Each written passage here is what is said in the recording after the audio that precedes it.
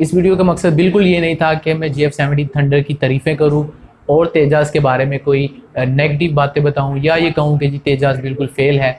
मेरा एक honest opinion है कि दोनों एयरक्राफ्ट्स बहुत ही बेहतरीन हैं। अस्सलाम वालेकुम, मैं हूं अब्दुर्रहमान, आप देख रहे हैं मेरा यूट्यूब चैनल। आज की वीडियो जो है वो बहुत ज़्यादा मेरे लिए ख़ास है। मैं बहुत ज़्यादा एक्साइटेड था ऐसी वीडियोस बनाने के लिए। वैसे तो मैं इस चैनल पर बहुत सारी वीडियोस अपलोड करता हूं, लेकिन ये वीडियो जो है वो बहुत ज़्यादा ख़ास है। आज की वीडियो के अंदर हम बात करेंगे पाकिस्तान और हिंदुस्तान के दो ऐसे फाइटर जेट्स के बारे में जो कि दोनों मुल्कों के लिए बहुत ज़्यादा ख़ास हैं। वैसे तो दोनों मुल्कों के पास दुनिया के जदीद तरीन एयरक्राफ्ट्स हैं।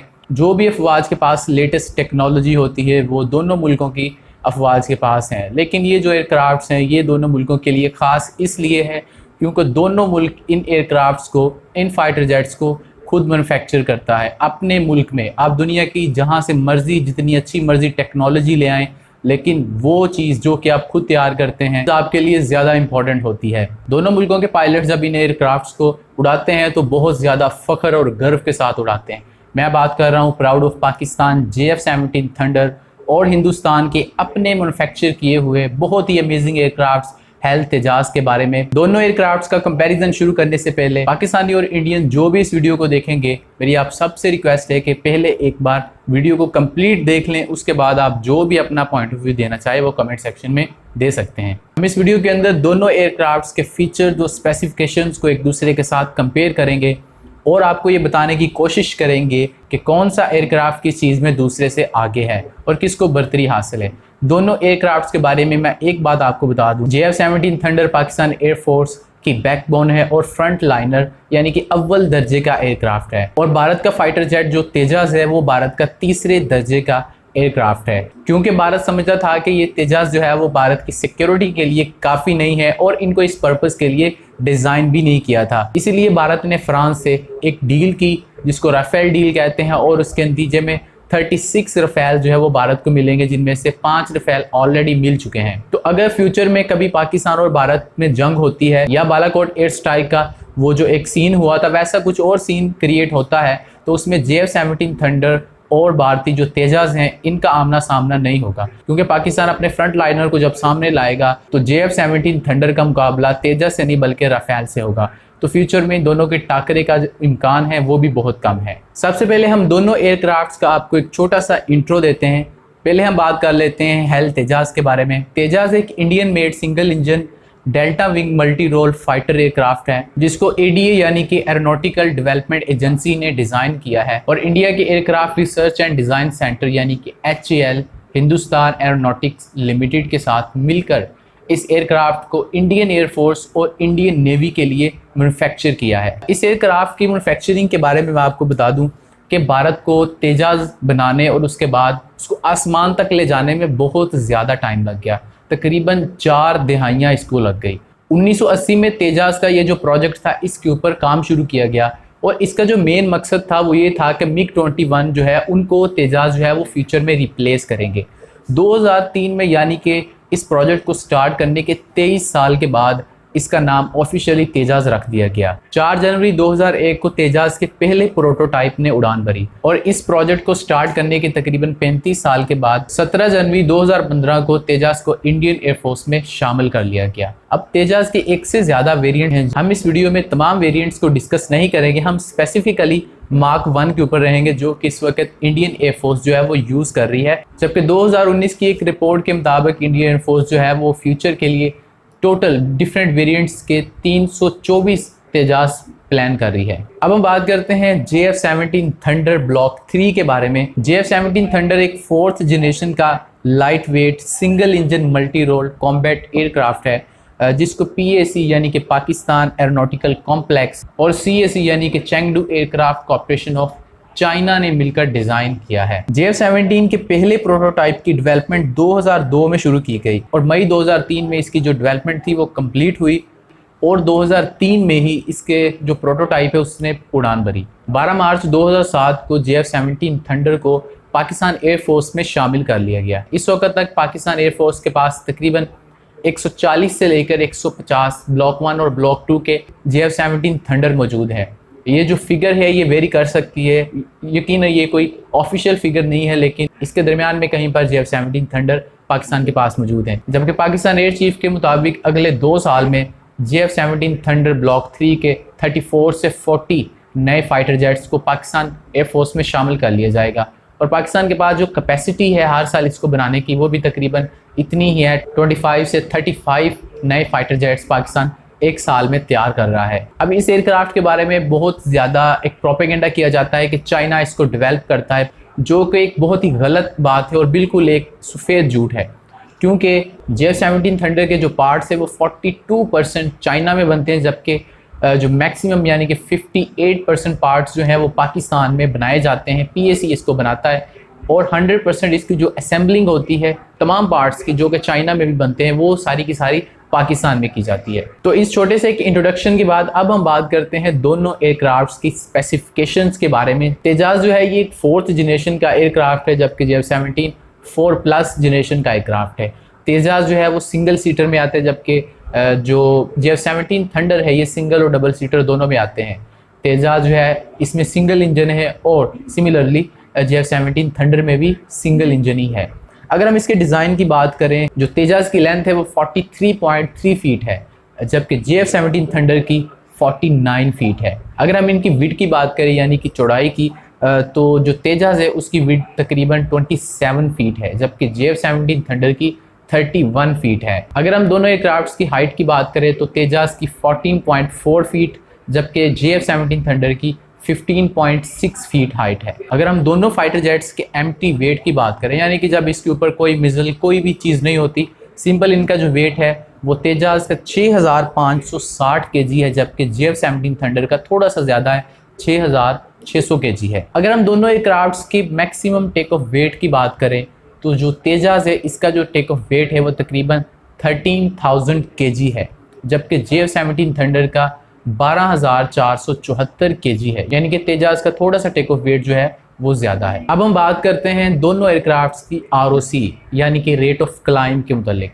रेट ऑफ क्लाइंब को अगर हम आसान अल्फाज में समझें तो ऊंचाई पर जाने की जो एक एयरक्राफ्ट की स्पीड होती है, यानी कि vertical speed of any aircraft, तो दोनों एयरक्राफ्ट्स की रेट ऑफ क्लाइंब 300 मीटर पर सेकंड है। अब हम बात करते हैं दोनों एयरक्राफ्ट्स की मैक्सिमम स्पीड के मुतालिक। तो तेजाज की स्पीड आवाज़ की रफ्तार से 1.8 गुना ज़्यादा तेज़ है, जबकि JF-17 थंडर की आवाज़ की रफ्तार से 2 गुना ज़्यादा तेज़ है। अगर हम दोनों की स्पीड्स को किलोमीटर पर आवर और माइल्स पर आवर में देखें तो तेजाज की जो मैक्सिमम स्पीड है वो 2205 किलोमीटर पर आवर है, और अगर माइल्स में देखें तो 1370 माइल्स पर आवर इसकी मैक्सिमम स्पीड है। अगर हम JF-17 थंडर की बात करें तो JF-17 थंडर ब्लॉक 3 की जो मैक्सिमम स्पीड है वो 2300 किलोमीटर पर आवर है। अगर हम इसको माइल्स पर आवर में देखें तो 1429 miles per hour JF-17 thunder की मैक्सिमम स्पीड है। अगर हम बात करें दोनों एयरक्राफ्ट्स की सर्विस सीलिंग यानी कि मैक्सिमम हाइट, सर्विस सीलिंग को आसान अल्फाज में समझें तो एक एयरक्राफ्ट कितनी मैक्सिमम हाइट तक जा सकता है उसको हम सर्विस सीलिंग कहते हैं। तो तेजाज की सर्विस सीलिंग 50,000 फीट है, जबकि JF-17 थंडर की सर्विस सीलिंग 54,790 फीट है, यानी कि JF-17 थंडर को थोड़ा सा एज हासिल है तेजाज की निस्बत। अगर हम बात करें दोनों एयरक्राफ्ट्स की फेरी रेंज की, तो फेरी रेंज वो मैक्सिमम रेंज है जहां तक एक एयरक्राफ्ट फ्लाई कर सकता है, यानी कि टेक ऑफ से लेकर वो लैंडिंग तक कितना डिस्टेंस तय कर सकता है। तो तेजाज मैक्सिमम 3000 किलोमीटर इसकी फेरी रेंज है, जबकि JF-17 थंडर की 3800 किलोमीटर फेरी रेंज है। तो यहाँ पर JF-17 थंडर को बहुत ज़्यादा एज हासिल है। अगर हम बात करें दोनों एयरक्राफ्ट्स कितना पेलोड कैरी कर सकते हैं, इनका पेलोड का जो वेट है वो कितना है, तो तेजाज तो इसका जो पेलोड साइज़ है वो 3500 kg है, जबकि JF-17 थंडर का 3629 kg है। दोनों एयरक्राफ्ट्स की फ्यूल टैंक कैपेसिटी की बात करें तो जो तेजाज है उसकी जो फ्यूल कैपेसिटी है वो 2458 kg है, जबकि JF-17 थंडर की 2329 kg maximum fuel tank capacity है। दोनों फाइटर जेट्स में लगे हार्ड पॉइंट्स की बात करें तो JF-17 थंडर के अंदर 11 हार्ड पॉइंट्स हैं, जबकि तेजाज के अंदर 8 हार्ड पॉइंट्स है। हार्ड पॉइंट्स का मतलब ये है कि एक एयरक्राफ्ट या एक फाइटर जेट कितने मैक्सिमम वेपन्स को कैरी कर सकता है। यानी कि अगर 11 हार्ड पॉइंट्स है तो JF-17 थंडर के ऊपर मैक्सिमम 11 मिसाइल्स लग सकते हैं। अब हम बात करते हैं दोनों एयरक्राफ्ट की कॉम्बैट रेंज की। मिलिट्री टर्म्स में कॉम्बैट रेंज का मतलब ये है कि एक एयरक्राफ्ट हथियारों समेत टेक ऑफ के बाद कितना फासला तय कर सकता है और बगैर रिफ्यूलिंग के वापस बेस पर आ सकता है। तो जो तेजास है इस मामले में वो JF-17 थंडर के आसपास भी नहीं है। तेजास की मैक्सिमम जो कॉम्बैट रेंज है वो 500 किलोमीटर्स है, जबकि JF-17 थंडर की 1350 किलोमीटर कॉम्बैट रेंज है। तो यहाँ पर JF-17 को बहुत ज़्यादा एज हासिल है तेजास के ऊपर। दोनों एयरक्राफ्ट की अगर हम बहुत ही एक मेन पार्ट की बात करें, यानी कि दोनों की इंजन्स की बात करें, तो दोनों के अंदर बहुत ही पावरफुल इंजन्स लगाए गए हैं। अगर हम तेजास की बात करें तो इसके अंदर जनरल इलेक्ट्रिक का F404IN20 इंजन लगाया गया है, जो कि 84 किलो न्यूटन का थ्रस्ट पैदा करता है। ये एक बहुत ही पावरफुल इंजन है। अगर हम JF-17 थंडर के इंजन की बात करें तो इसके अंदर एक रशियन मेड इंजन लगाया गया है जो कि RD-93MA है, जो कि RD-93 का एक अपग्रेडेड वर्जन है। और JF-17 थंडर का इंजन 91 किलो न्यूटन का थ्रस्ट पैदा करता है। अब हम बात करते हैं दोनों एयरक्राफ्ट के रेडार के बारे में। ये एक ऐसी टेक्नोलॉजी है जिसके ऊपर कोई भी जब मुल्क एयरक्राफ्ट को ख़रीदता है या डेवलप करता है तो इसके ऊपर बहुत ज़्यादा फोकस किया जाता है। और इसी तरीके से दोनों ममालिक ने JF-17 थंडर और तेजास के मामले में भी रेडार सिस्टम के ऊपर बहुत ज़्यादा काम किया है। JF-17 थंडर ब्लॉक 3 जो आ रहा है उसके अंदर जो रेडार है वो ब्लॉक 2 और ब्लॉक 1 के रेडार से बहुत ज़्यादा एडवांस है। अगर हम तेजास में यूज़ होने वाले रेडार सिस्टम की बात करें तो तेजास के अंदर Elta ELIM 2032 multi mode fire control hybrid radar system लगाया गया है, जो कि तकरीबन एक टाइम में 30 से 35 टारगेट्स को डिटेक्ट कर सकता है। तेजास में जो रेडार लगाया गया है उसकी जो रेंज है वो 150 किलोमीटर्स है, यानी कि 81 नॉटिकल माइल्स इसकी टोटल रेंज है। जबकि कुछ रिपोर्ट्स के मुताबिक तेजास MK2 जो कि तेजास का अभी आने वाला वेरिएंट है, कुछ सालों में इंडियन एयरफोर्स में उसको शामिल किया जाएगा। उसके अंदर ELIM 2052 AESA रेडार सिस्टम लगाया जाएगा, जो कि इस वाले रेडार सिस्टम से बहुत ज़्यादा पावरफुल होगा। अगर हम JF-17 थंडर के रेडार सिस्टम की बात करें तो JF-17 थंडर ब्लॉक 3 के अंदर KLJ-7A AESA air cooled radar system लगाया गया है, जो कि साइज़ के अंदर भी थोड़ा सा छोटा है और इसकी जो रेंज है वो 170 किलोमीटर है, यानी कि तकरीबन 92 नॉटिकल माइल्स। और ये एक टाइम में तकरीबन 40 टारगेट्स को डिटेक्ट कर सकता है। तो ये भी एक बहुत ही पावरफुल रेडार सिस्टम है। अगर हम बात करें कि ये दोनों एयरक्राफ्ट किस तरह के बॉम्ब्स को या मिसाइल्स को कैरी कर सकते हैं, तो दोनों ही एयरक्राफ्ट गाइडेड बॉम्ब्स को, unguided bombs, air to surface, anti radiation, anti ship और ग्लाइडेड बॉम्ब्स, इन तमाम को अपने साथ कैरी कर सकते हैं मुख्तलिफ टाइप के ऑपरेशन में। जिस तरह की नीड हो उसी तरह की चीज़ों को ये कैरी कर सकते हैं। अब हम बात करते हैं वेपन्स के मतलब। दुनिया का कोई भी एयरक्राफ्ट चाहे जितना भी उसको हम डेडली कह लें, वो उस वक्त तक डेडली नहीं हो सकता जब तक उसके अंदर बहुत ही डेडली वेपन्स ना हो। तो हम इस वीडियो के अंदर सिर्फ 3 तरह के मिसाइल्स के ऊपर बात करेंगे और तीनों एयर टू एयर हैं, लॉन्ग रेंज, मीडियम रेंज और short range. Air to surface या उन चीज़ों को हम टच नहीं करेंगे क्योंकि वीडियो बहुत ज़्यादा लंबी हो जाएगी और हमारा जो टाइम है उसमें गुंजाइश नहीं है कि हम तमाम को डिस्कस करें। दोनों ही एयरक्राफ्ट जो है वो BVRAM यानी कि beyond visual range air to air missile जो है उनको कैरी कर सकते हैं और दोनों ही एयरक्राफ्ट के अंदर बहुत ही एडवांस और बहुत ही लेटेस्ट मिसाइल जो है वो यूज़ किए गए हैं। अगर हम तेजास की बात करें तो इसके अंदर एस्ट्रा मार्क 1 यूज़ किया गया है। इसकी जो रेंज है वो तकरीबन 68 माइल्स है, यानी कि तकरीबन 110 किलोमीटर। इस मिसाइल का मल्टीपर्पज़ यूज़ किया जा सकता है, इसको शॉर्ट रेंज में भी यूज़ किया जा सकता है। इसको शॉर्ट रेंज टारगेट्स को डिटेक्ट करने के लिए यानी कि तकरीबन 10 किलोमीटर के अंदर और लॉन्ग रेंज टारगेट्स यानी कि 110 से 140 किलोमीटर तक डिटेक्ट करने के लिए इस मिसाइल को यूज़ किया जा सकता है। इसके अलावा तेजास मार्क 1 के अंदर Python air to air missile है, जो कि एक शॉर्ट रेंज मिसाइल है और इसकी जो रेंज है वो 12 माइल्स है, यानी कि तकरीबन 20 किलोमीटर्स तक इसकी रेंज है। इसके अलावा एक और मिसाइल जो कि तेजास में यूज़ किया गया है वो है R73। ये भी एक शॉर्ट रेंज मिसाइल है और इसका जो डायमीटर है वो 63 सेंटीमीटर्स है और इसकी जो रेंज है वो 30 किलोमीटर्स है। अब ये जो मिसाइल है तो इसके 3 तरह के और भी वेरिएंट्स हैं।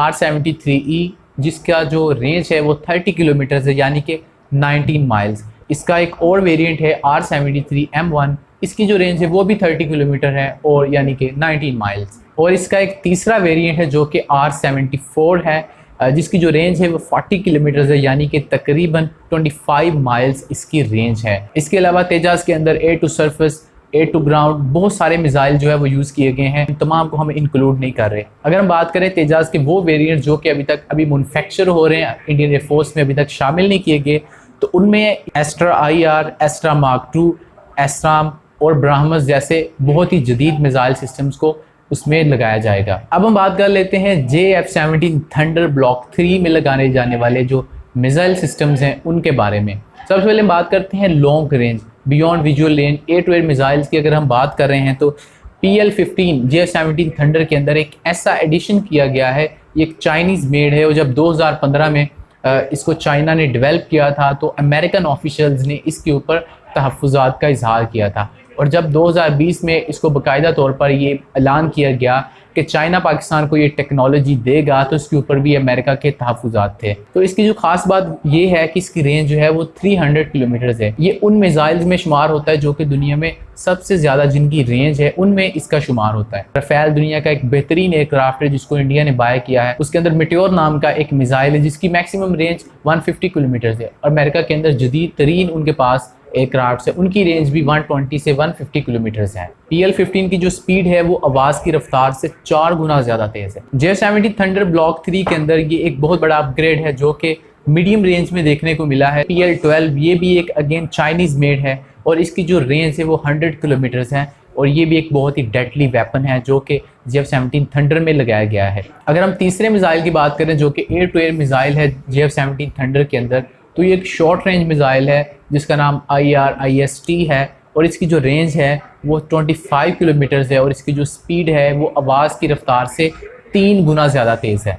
तो ये थी दोनों एयरक्राफ्ट्स की कुछ स्पेसिफिकेशंस जो कि हमने कोशिश की कि डिफरेंट साइट से इसको डबल चेक करने के बाद आप तक पहुंचाई जाए, क्योंकि जब आप रिसर्च करते हैं तो डिफरेंट साइट्स डिफरेंट जगह से जब आप डेटा लेते हैं तो उनमें डिफरेंस आ रहा होता है। अब हम बात करते हैं दोनों एयरक्राफ्ट्स की प्राइस के बारे में। प्राइस एक ऐसी चीज़ है जो कि ज़ाहिरी तौर पर ज़रूर देखी जाती है, क्योंकि हर मुल्क का इतना ज़्यादा बजट नहीं होता कि वो बहुत ज़्यादा महंगे एयरक्राफ्ट्स को बनाए, और जब वो मुल्क खुद एक एयरक्राफ्ट को बना रहा है तो उसके पीछे भी ज़्यादातर यही रीज़न होती है कि वो उसको ज़्यादा कम पैसों में बना सकता है। अगर हम तेजाज़ की कॉस्ट की बात करें तो 7 नवंबर 2016 की रिपोर्ट के मुताबिक इंडियन एयरफोर्स के 83 तेजाज़ की कीमत तकरीबन 50,000 करोड़ इंडियन रुपया है, जो कि तकरीबन 7 बिलियन US डॉलर्स बनते हैं।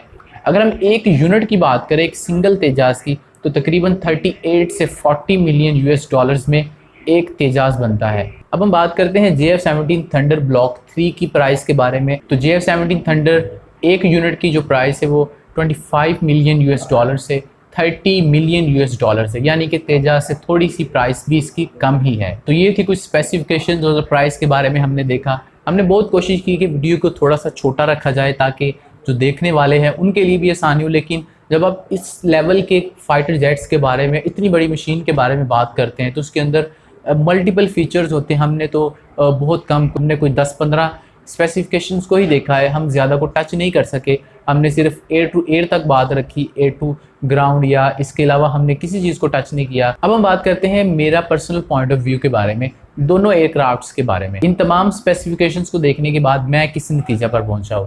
पहली बात तो ये है कि दोनों एयरक्राफ्ट्स बहुत ही एडवांस है और बहुत ही लेटेस्ट एयरक्राफ्ट्स हैं। इसमें कोई शक नहीं कि इंडियन तेजाज़ हो या JF-17 थंडर हो, दोनों को हम ये नहीं कह सकते दोनों में से एक को कि ये जो है वो बिल्कुल फेल है या ये वाला एयरक्राफ्ट बिल्कुल फेल है।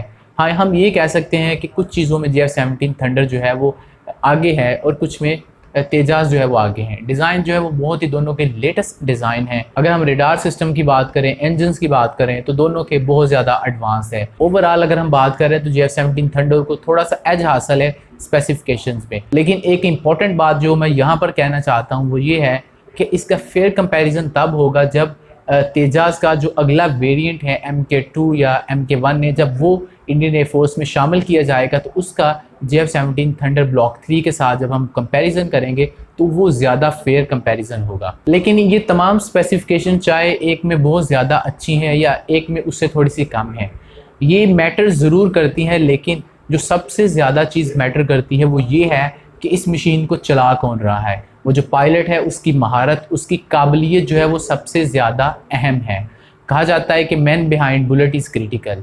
तो इन एयरक्राफ्ट्स को चलाने वाले जो पायलट्स हैं वो किस तरह से इन मशीन्स को चलाते हैं वो ज़्यादा इंपॉर्टेंट है, क्योंकि आप इन एयरक्राफ्ट्स में जितनी भी दुनिया की टेक्नोलॉजी लगा दें, कुछ भी कर दें, लेकिन फिर भी ये है तो मशीन्स ही। JF-17 थंडर को पाकिस्तान में दहशतगर्दों के खिलाफ जो ऑपरेशन हुए हैं शुमाली वज़ीरिस्तान में और डिफरेंट जो एरियाज़ हैं वहाँ पर ऑपरेशन रद्दुल फसाद और ज़रब अज़ब और दूसरे जो भी ऑपरेशन हुए उनमें JF-17 थंडर को यूज़ किया गया और बहुत ही कामयाबी के साथ ये अपने हदफ को निशाना बनाता है।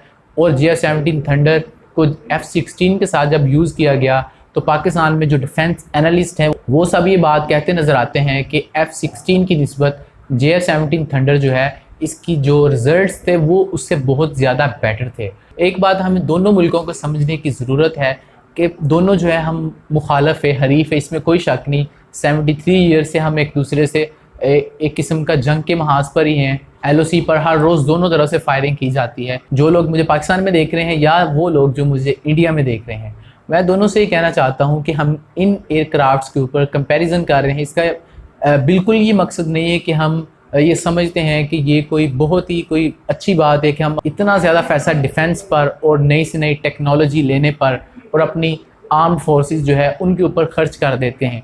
यही सारा का सारा पैसा हम पाकिस्तान में और भारत में पॉवर्टी एलिवेशन में लोगों का जो स्टैंडर्ड ऑफ लिविंग है उसको बेहतर बनाने में हम इस सारे पैसे को इस्तेमाल कर सकते हैं।